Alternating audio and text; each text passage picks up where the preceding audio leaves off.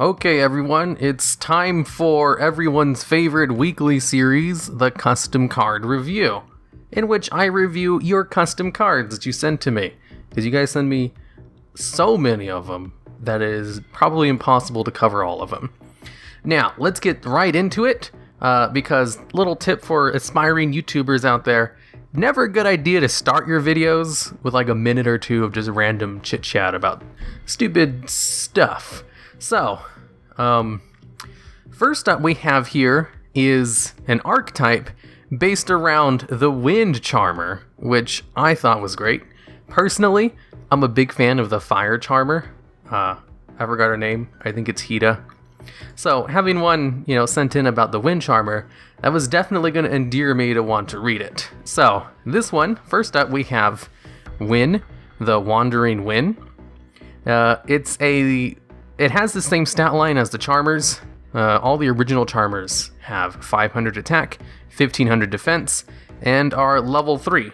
That's why, their support card has to do with like level 3 spellcaster with 1500 defense, I think. Anyways, let's see its effect. Right off the back, I'm noticing it's not a flip effect.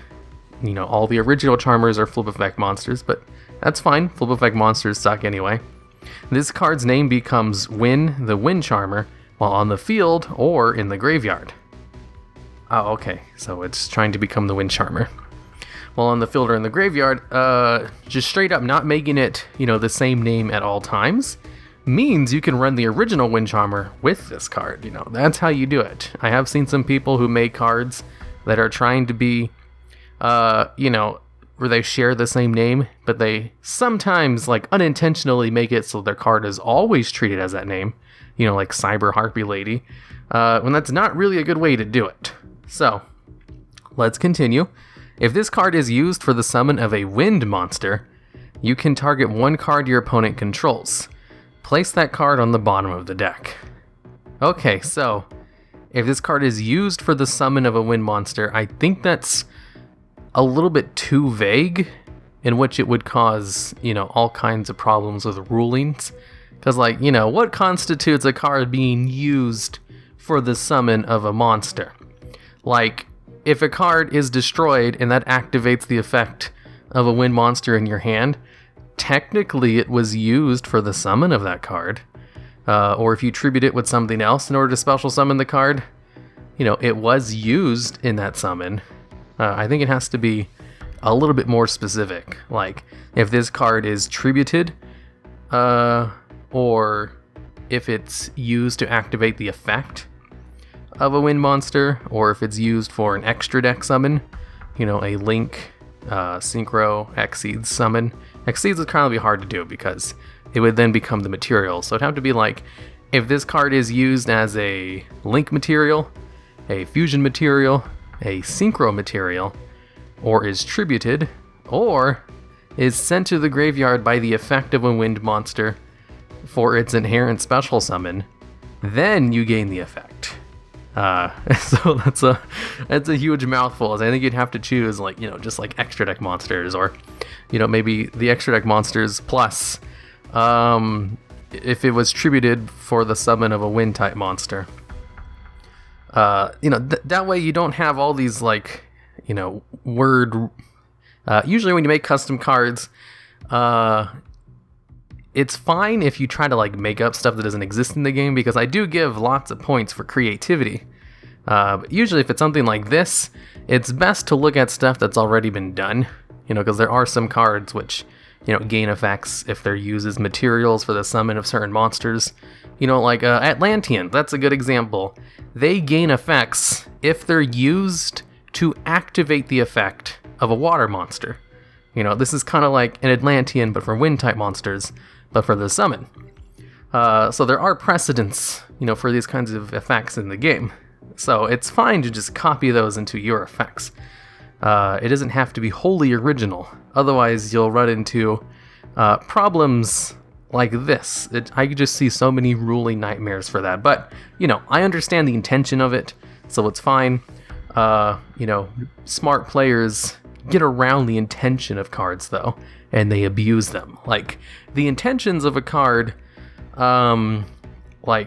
Night Assailant, for example, it's a flip effect monster who has an effect where if it's sent to the graveyard, you can add another flip effect monster from your graveyard to your hand.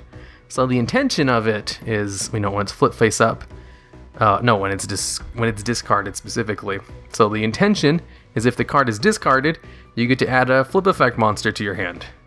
But how people actually used it was to use 2 copies of them to have infinite discard fodder, which goes against the intention of the card, but the wording of the card made it so it could be abused, and that's why the card is limited. Because at 1 copy, it's fine. You actually get to use the card as it was intended, but the actual uses of it are broken when it's not limited. If you have more than 1 copy, you have infinite discard fodder since they can just recycle themselves. So that's where those kinds of things come into place. Now, let's rate it based on this card being used in its intended way. If this card is used for the summon of a wind monster, you can target 1 monster your opponent controls and place that card on the bottom of the deck. That's a great effect. Let's continue. Next, we have Petit Dragon of the Wind. Usually, the Wind Charmer is shown with Petit Dragon, which is a crappy level 3 normal monster.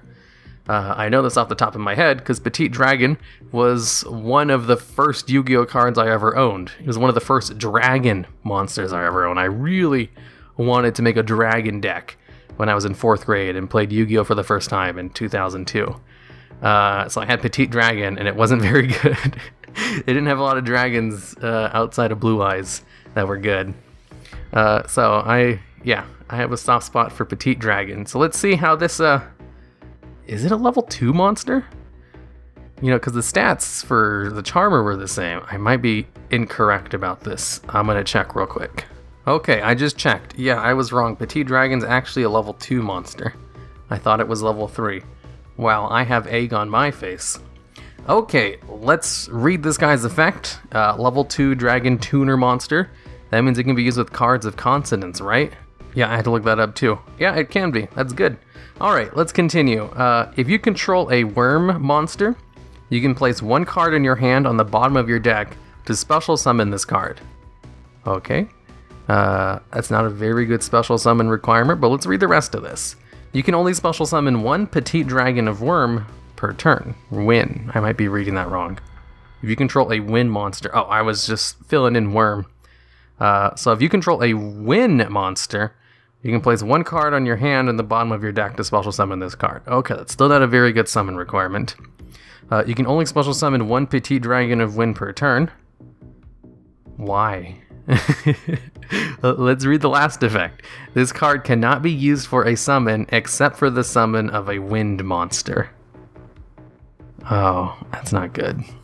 It has a balanced summoning requirement.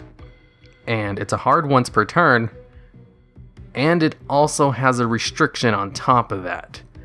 Oof. Let's go on to the next one. Win, the Calm Storm. It's a level 5 spellcaster. Requires 1 Wind Tuner plus 1 or more non-wind tuners. 1 plus... I think there's an extra plus in there that's kind of throwing me off. Non-tuner wind monsters. Okay. Very restrictive summoner requirements. So that means it probably has a really good effect. Good art, too. If you control another wind monster, this card cannot be destroyed by battle or by card effects. Okay. If you would tribute a wind monster for the activation of a spell, trap, or monster effect, you can instead place 1 wind counter in your hand, field, or graveyard. Oh, I read monster as counter. Let me reread that. If you would tribute a wind monster for the activation of a spell, trap, or monster effect, you can instead place 1 wind monster in your hand, field, or graveyard on the bottom of your deck instead. If I'm reading this correctly, if you were to tribute a wind monster, you can instead select a wind monster from your hand, field, or graveyard, and then just put it to the bottom of your deck instead. So And it's just, if you would tribute a wind monster for the activation of basically any effect. So if you tribute it for something like enemy controller to steal your opponent's monster, you can instead just take a wind monster from your graveyard and place on the bottom of your deck, which is really good.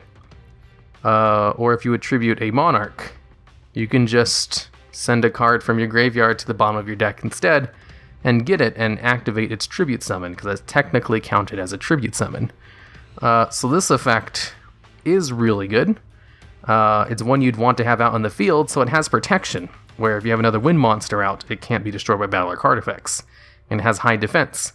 So if you just put it in defense position, and then get out another wind monster like Ryza the Storm Monarch, then, you would have a really overpowered card out that allows you to basically return wind monsters from your graveyard to your deck instead of tributing them on the field.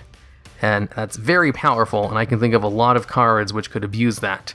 Like, there's this one trap card that allows you to tribute 2 monsters to steal 2 of your opponent's monsters until the end of your turn. So, if you use it during your opponent's turn, you can steal 2 cards, and then you keep them during your turn because the card doesn't give them back until the end of your turn, not your opponent's. So you can use it during your opponent's turn, and then use them during your turn. So with this, you could just return 2 wind monsters from your graveyard and steal 2 of your opponent's cards until the end of your turn. So you can use them for plays or just attacking. It's really good. The reason that no one uses it is because you need 2 tributes for it. And with this card, you can instead use cards from your graveyard. That effect, it's not worded the best. I think I got the intention behind it though. And the intention of this card, its requirements, kind of difficult, but its effect is really good. It's just restrictive to wind monsters. If it was any monsters, that'd be ridiculous. Restricted to wind monsters though, it's still ridiculous, but it's not as ridiculous because you can't use, like danger monsters or something. It's only wind monsters. There's a lot of good wind monsters in the game. Like Reborn Tengu can get you the graveyard, no problem. A lot of the good plant monsters are also wind. There's also some good monarchs, like I said. If you can just normal summon the monarch from your hand and gain its effect because you're using cards from your graveyard. I can see a lot of potential with this card. This is great. Alright, and the last one, Grace of the Wind.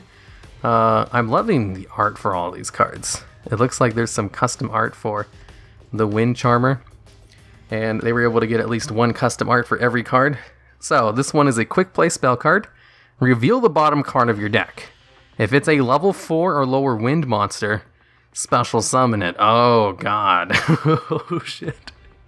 If this is comboed with the Synchro monster, it is basically a special summon a monster from your deck. That's really good. Oh dang. Also, there's other ways to put cards in the bottom of your deck. And as far as I know, I don't think there's really a ruling that says you can't look at the bottom card of your deck. There might be. So you can actually just look to see if you have something there and then use this card. I don't think there's really any cards that interact in this way with the bottom card of your deck. So, a rule of thumb, special summoning from the deck is the strongest place to special summon a monster from. So usually there needs to be all kinds of restrictions to it. Like a hero lives, it allows you to special summon a hero from your deck. So because of that, you need to control no monsters and you need to pay half your life points in order to use it. And this one is just a quick play. And, the monster needs to be on the bottom of your deck, which is a restriction. Sure. But it still special summons a level 4 lower wind monster from your deck, which is really strong. Okay, so final thoughts on this archetype. The Wind Charmer, the Wandering Wind, if it's used for the summon, you get to basically bounce one of your opponent's cards. Petit Dragon isn't very good. It has way too many restrictions for no reason, really. There's better tuners you can use that don't have as many restrictions. But it is a wind tuner that can special summon itself from your hand. You can place one card in your hand at the bottom of your deck, special summon this card. It doesn't specify where it's special summoned from, I just noticed. I'm pretty sure it means from the hand, though. If this was from the graveyard, that would make it a lot better. It'd be like a Plague Spreader Zombie, which is a good tuner.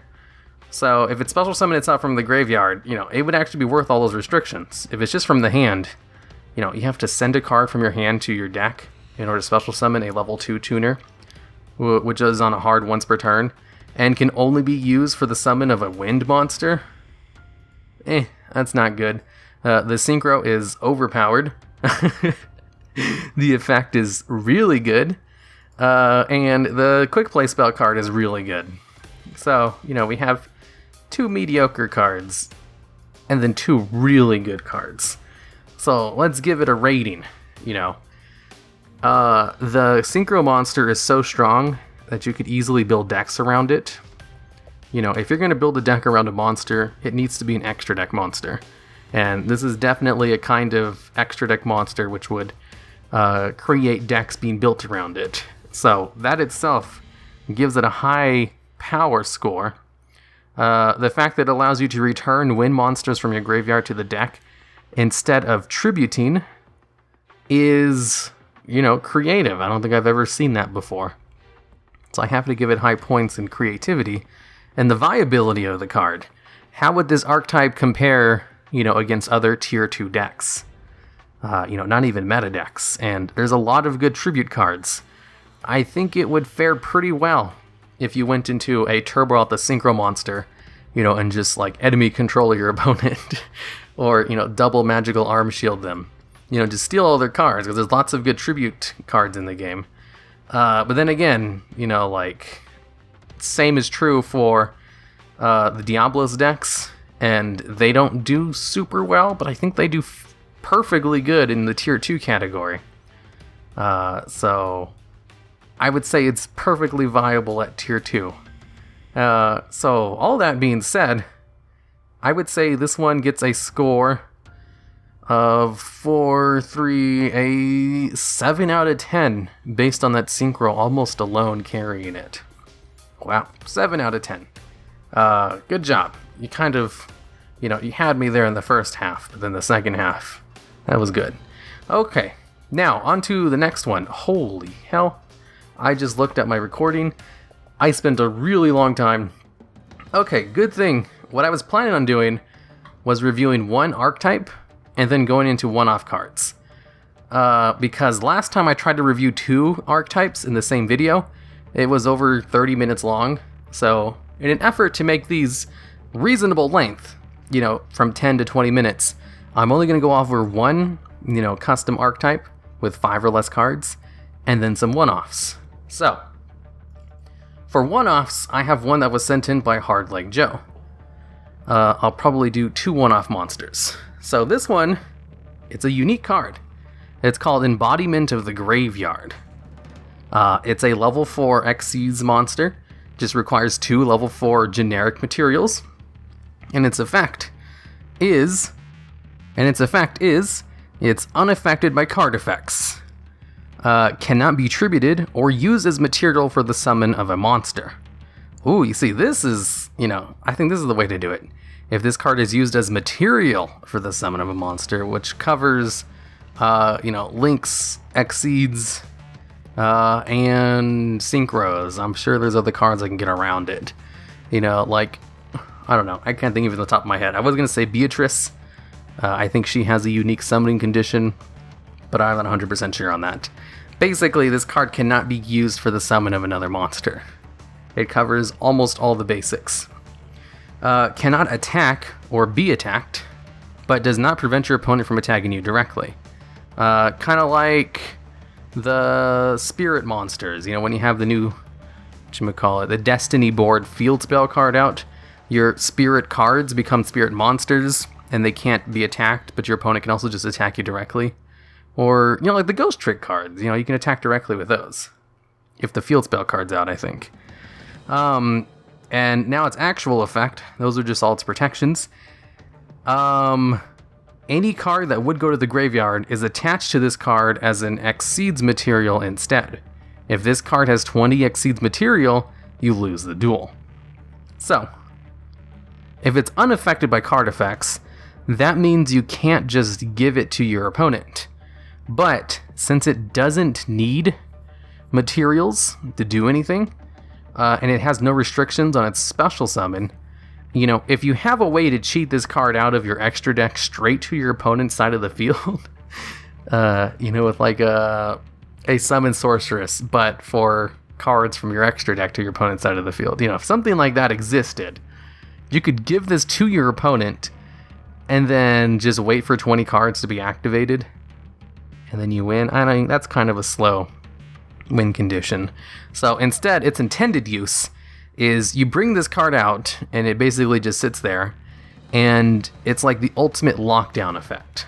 Because there are some cards which activate when they're banished. So if you have like Macrocosmos on the field, and all those cards get banished, some decks don't really care about that. You know, they can still use their cards that are banished. Only some decks, like very few, interact with the banish zone. Off the top of my head, I can think of basically like elemental beasts. No, ritual beasts.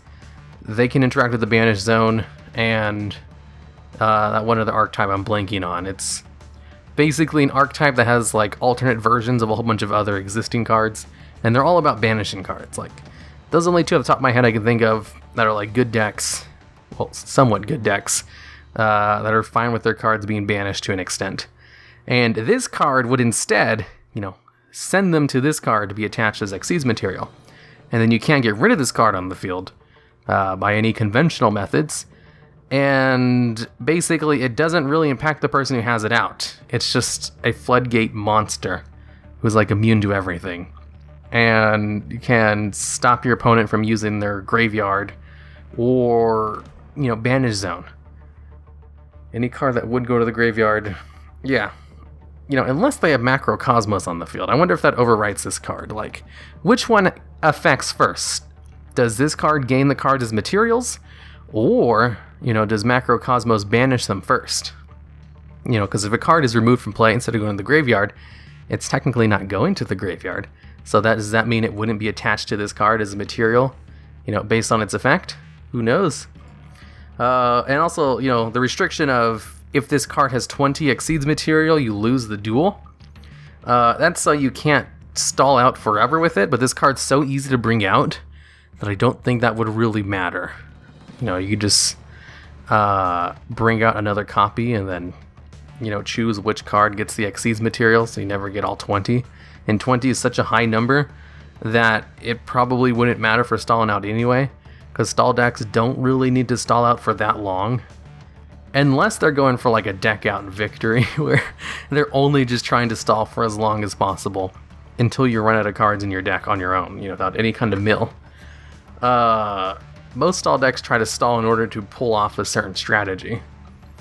So, you know, a stall card from the extra deck that can be used with your other stall cards in an emergency. I mean, there aren't too many stall cards. Well, I'm sure there are absolutely stall cards that are level 4. It's just, you know, this card would definitely make those cards more prominent. Now, I think it's a little strong. It's like a searchable Macrocosmos. And 20 cards, it does count both players, but that's real easy to, I mean, that's not very easy to get to. So, like, even if your opponent uses all 5 cards in their opening hand, and you use all 5 of your cards, you know, assuming you're excluding the ones that brought this card out, that's 10 cards right there. And then, you know, if you drew 1 card for every turn, that would be what, like another 10 turns before you even have enough cards for this card to make you lose the duel, which is an eternity in Yu-Gi-Oh terms. Unless they go for like the danger engine and then they go through their entire deck and make you lose. I guess that could do it. Like on surface, it seems kind of strong for a floodgate, but it also seems like, you know, maybe everything was already thought out. Maybe they already anticipated all the ways I was thinking of trying to break it. You know, usually, if a custom card has the effect where it's unaffected by card effects, that's a detriment, because that's a tall tale sign of not a very good custom card. Like, there are two tall tale signs of custom cards that usually aren't very good, and those are the ones that are immune to everything. That's a tall tale sign of a bad custom card, or custom cards which only affect attack and defense and nothing else. Those are the two things that really give away people who are new to custom cards, or new to Yu-Gi-Oh! And they just want to make custom cards. Or someone just wants to make a really overpowered monster without any thought for balancing, immune to everything. Or they want to make themed cards, so they give them attack increases. This one doesn't really fall into that category, though, because it's immune to everything for a reason. It's not immune to everything because it has an overpowered, it'll instantly win you the game effect. It's immune to everything because it's meant to just be like a floodgate that stays on the field and can't be, got. I would think it's too strong. Excuse me. I think it's too strong of a floodgate, though. A little bit too strong. I would have to nerf its, protection a little bit. Unaffected by card effects and can't be attacked and you attack directly? Sure, that sounds fine. I would probably put this card cannot be tributed unless it's tributed by your opponent. The reason it has, it can't be used as material and tributed is so that you can't get rid of this card so that you lose the duel. But, it also has the benefit of your opponent can't get rid of it either with a kaiju. So I think allowing the kaiju or spear mode option to get rid of this card should be allowable. And I'd probably change it, this card cannot be tributed by you, the player, or only your opponent can tribute this card. Or something like that. Otherwise, it's a unique card. A floodgate, which stops cards from going to the graveyard or being banished. Or going back to the deck by, just being absorbed into this card. That's a pretty unique idea. I love these one-off cards. Alright, and this final one-off card is called Blue Eyes Ultimate Max Dragon. It's a Blue Eyes Ultimate Dragon variant. It's only a one-off card, even though it is part, of the Blue Eyes archetype. And it requires 1 Blue Eyes Dragon plus 2 Blue Eyes monsters. I think that's great. Most Blue Eyes Ultimate Dragon variants all ask for 3 specific cards, which is kind of the reason no one plays Blue Eyes Ultimate Dragon. That's not a very good summoning condition, having 3 specific cards of the same type. This one's a lot more reasonable, just 1 Blue Eyes White Dragon plus 2 Blue Eyes monsters. Ultimate Dragon should be the same way. Okay, it's a fact. Must be fusion summoned from the extra deck and cannot be special summoned by other ways. Ooh, that means it's probably going to have a strong effect. Once per turn, quick effect. You can banish up to 2 Blue Eyes monsters from your graveyard. This card can make 1 additional attack for each. If this card is targeted, or would leave the field by an opponent's card effect, you must send a Blue Eyes monster from your hand or deck to the graveyard instead. Whoa. Okay, so this card is good. It can attack twice. No, it can attack 3 times. By banishing up to 2 monsters. It has a quick effect once per turn. It doesn't really need to be a hard once per turn. It's just, once per turn, and a quick effect means you can just use it during your battle phase. Attack something first, and then use it and gain 2 more attacks to attack 3 times. Banishing cards from the graveyard, it's a good cost. Decent enough. It's kind of strong, especially since its second effect protects it. Where if this card is targeted, or would leave the field by an opponent's card effect. There aren't too many cards. I don't think there are any real cards in the game which have protections from, leaving the field. There are cards that activate when they leave the field, like Elemental Hero Absolute Zero. Not too many that have effects that prevent that from happening, though. So you can just send a Blue Eyes card from your deck to the graveyard. That's a good effect. That is something you want to do in Blue Eyes decks. And you get to do this to protect this card from leaving the field. It also helps if it's, the only way to stop this card really is, blanket negation. You would have to do something, there's a rank 4 Brotherhood of the Fire Fist card. which has an effect where you can just negate the effects of all other monsters on the field. You'd have to do that first and then remove this card from the field, because if you try to negate its effect like an effect veiler, you could just negate that and fill up your graveyard. If you try to blanket remove it from the field, like a full board wipe, you could just stop that. So that second effect is super strong. Its protection is super strong. It has a good body. It has nice materials for it. That's why it can only be special summoned from the extra deck. This card's super strong, and I think its protection is a little bit too powerful. Like, if I were to fix it, I would change it so that you could only send Blue Eyes White Dragon specifically from your hand or deck to the graveyard in order to protect it. That way you'd only have, 2 more protections of this card, because you only have 3 Blue Eyes, and one of them is used for the summon of this card. So that way, it's still really good protection, but, it's not an unlimited amount of times, basically. It's just Blue Eyes cards in general. So I like the card. It's a suitable boss monster for Blue Eyes, and really fits within the Blue Eyes archetype. Okay, so that's it for these custom cards. I'm really looking for more one-offs. Like, I have tons and tons of archetypes that you guys have sent me, to the point where I don't think it's possible to make videos to cover all of them. So keep sending me custom cards, to my Twitter, nowhere else. If you don't have a Twitter, make one. Like, when I do these videos, I basically just go to my Twitter timeline and look at all the cards that have been sent. I'm interested in one-offs, though. What I'm probably going to do from now on is just read one archetype and then do a couple of one-offs at the end. If you want help making custom cards, there is a custom card Discord where they take this stuff very seriously, and I'd highly recommend it. It's called Custom Card Formats. I'll have a link in the video description if you want to check them out. And yeah, that's it. Until next time.